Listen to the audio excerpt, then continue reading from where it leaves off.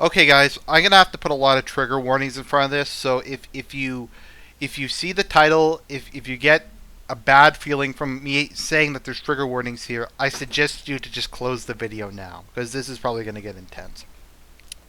Now, this is a topic I've held off on. Well, I've never really shilled for the Pope, at least this Pope. I'll defend Benedict the 16th all day long.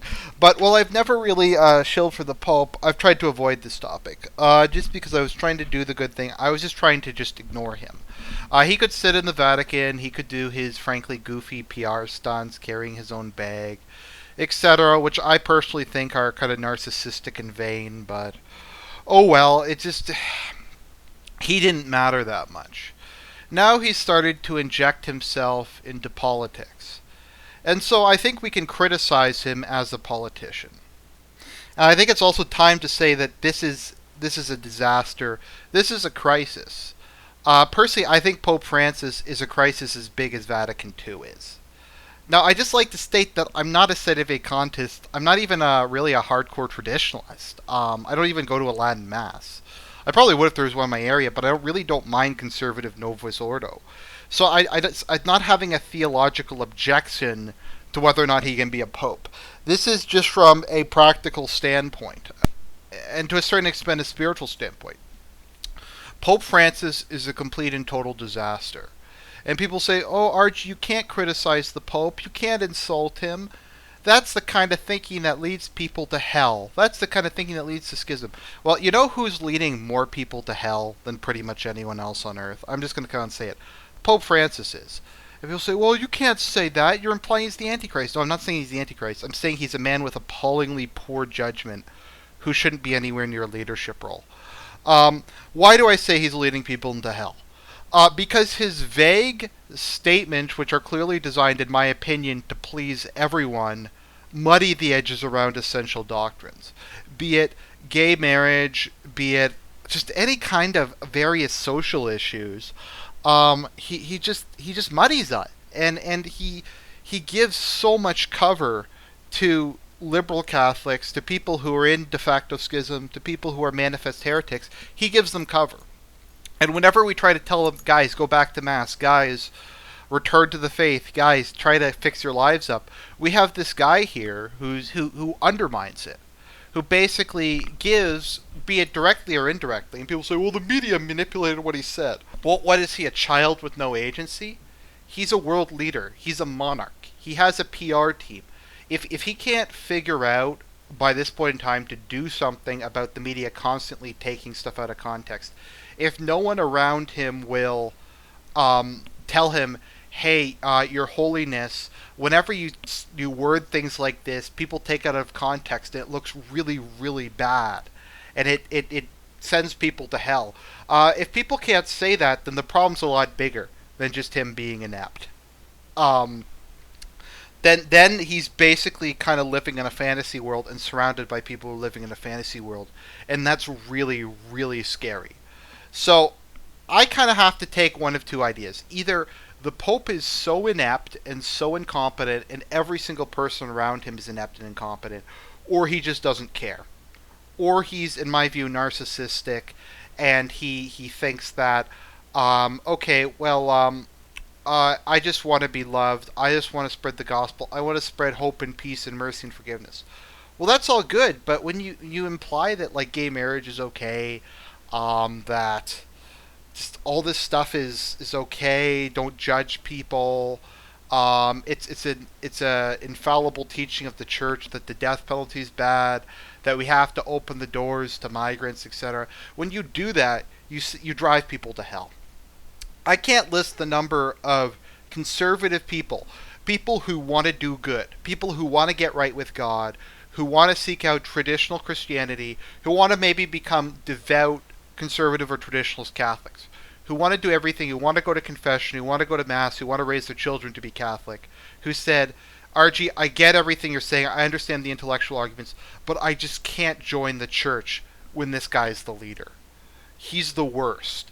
And I get that. And we're kind of entering a period where in a lot of cases, Protestants, conservative Protestants I know, are advocating Catholic moral doctrine in a much more coherent and more strong way than the head of the Catholic Church is. Because they'll be like, well, I would be Catholic, but the church's teaching on gay marriage I don't like because I'm against it, and the Pope issues ambiguous statements about it and muddies the water. Well, and it's just, and I think also it's just very disheartening because he basically just kind of comes out all the time and attacks people who are on his side. He never, God forbid, he attacks the people who shit on the church. God forbid he attacks the people who make the most profane, hateful comments about Mother Church, and attack the Virgin Mary and draw pornography of her, and the people who attack Jesus. God forbid he attacks any of them. No, he has to attack us, the people who are pulling for him, the people who have put up with him. The people who go to Mass every Sunday, who go to confession, who stand by Mother Church in good and bad times. No, he has to attack us.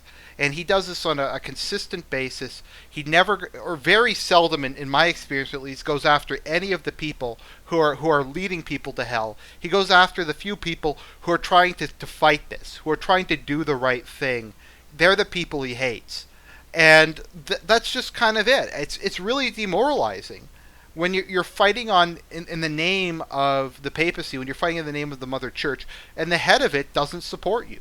It's a bit like kind of a good example is what's his name, Mil de Blasio, aka Mayor de Bozo, who was against the police officers of New York and frequently attacked them, and they turned their back on him during whenever he was giving a speech, and he was basically in conflict with the people who served him directly. And that's kind of how this Pope is. Like we're trying to tell people to go to Mass. We're trying to tell people to do the right thing. We're trying to save people from hell. And he's like, go make messes. Go. You don't have to do any of this stuff. That's legalism. Proselytism is solemn nonsense. Islam is a religion of peace. Well, like, it's so demoralizing. And it just gets worse and worse and worse. And like, it's even worse than that. He basically tells people, well, you're going to go to hell if you oppose the wall and the border with Mexico, but if you oppose gay marriage, that's okay. And people say, well, he didn't say that. Okay, well, that's the implication. He went to Mexico and he politicized the issue and threw his weight behind it. Did he go to Ireland? Did he go to Ireland, one of the most traditionally Catholic countries in Europe, and campaign and give speech after speech and say, look, guys, you can't legalize gay marriage. It'll be the destruction of society. No, he didn't. They might have issued some lame statement, but he had all this star power, and he didn't use it the one time it would have mattered. The one time he could have done some real good. And people say, well, he said some things about ISIS. You know what? I don't even care. I mean, and I say this, and people go, well, RG, you're doing damage. You're hurting us. You're hurting the church. No, he's hurting the church. And more than that, he's hurting people. By backing the refugee crisis, he's encouraging people to come into Europe who will in the short term, they will rape tens of thousands of people, including little girls. They'll rape them. They'll kill people. They'll destroy these societies. They'll destroy these societies. They will just commit immense human suffering. And my Catholic moral teaching is that that's bad. That if we can do something to prevent those little girls from getting raped, like if we can prevent another Rotherham, if we can prevent innocent people from being devastated, then we have to. Then we have a moral responsibility to do it. And I think that moral responsibility of those children is more important than signaling what a tolerant person I am. I'm sorry if this is consequentialism. I'm sorry if this is me putting practicality above, I don't know, above something else. But even if you think it's a good idea, what's going to happen is these societies are going to lose their identity. They're going to become even more dildified, and they're going to have civil wars in a couple decades, which will probably result in genocide. How that's compassionate, I don't know. How it's the Christian thing to do to endorse policies which will lead to tens of thousands of people being raped, numerous deaths, social destruction, the breakdown of social order, and eventually civil war and genocide. How that is the good Christian thing to do, I don't know. I'm trying to be a morally responsible adult here. I'm trying to do what will prevent human suffering. And I get that suffering's part of life. But it's no, you can't do that. And people say, well, but martyrdom's a good thing. Well, martyrdom is a good thing, but martyrdom is an individual thing. It's not a societal thing. If you are being if ISIS captures you and they say, do you recant being a Christian? And you say, no, fuck you. Jesus is my main man, or Jesus is Lord, and then they cut your head off. You should be canonized. You're a better man than I. You're a brave, wonderful human being. But that's individual. That's because you're responsible for yourself and your life. But when you're a leader, when you're responsible for millions of other people, you have to think a bit differently. You can sacrifice yourself, and there's nothing. To sacrifice yourself is a noble and beautiful thing. But to sacrifice your society and your civilization and tens of thousands of other people so that you can feel good about yourself, that's something else entirely. Um, Machiavelli once said only princes should have the privilege of lying, and frankly, I kind of agree with him. Leaders have to do horrible things. That's just the nature of the world. I wish it was different, but and people say, well, RG, that's really mean. That's you're not being a proper Christian. You're not being idealistic enough. Well, maybe I'm not, but and I don't want to sound like Martin Luther here, but if if my opposition, my strong opposition to this goes in the face of the Pope, if my belief that disobeying and attacking the Pope is a lesser sin than the migrant crisis where tens of thousands of people are going to be raped, where there's going to be civil war and genocide, if that is truly, in God's view, what is the greater evil is insulting the Pope, then I will apologize to God. But I can't. I can't square the circle. I can't say that I can't criticize him. I can't say that that the border wall is bad, and that the immense suffering and destruction caused by the drug cartels, the dislocation, the destruction of American society, the falling apart of the country, that is a good and just thing because the Pope says so. I just can't do it. I'm sorry. Everyone has their limit. Maybe I'm just not a saint. Maybe I'm just not a good person. But when I look at all those people who are suffering, when I look at the horrible future that our children will have, unless frankly a lot of this stuff is stopped, I have to say I care more about those children than the Pope. And I say this as a Christian, and I say this as a Catholic who goes to Mass every Sunday and goes to confession. I'm sorry, I can't. This guy has to be stopped in one way or another. I'm not calling for his death or anything like that. I'm just saying people have to start standing up to him. People have to start saying, "Look, Pope Francis, you're causing scandal to all of us. You're leading people into hell. You're doing an absolutely terrible job. You have to just plead with him.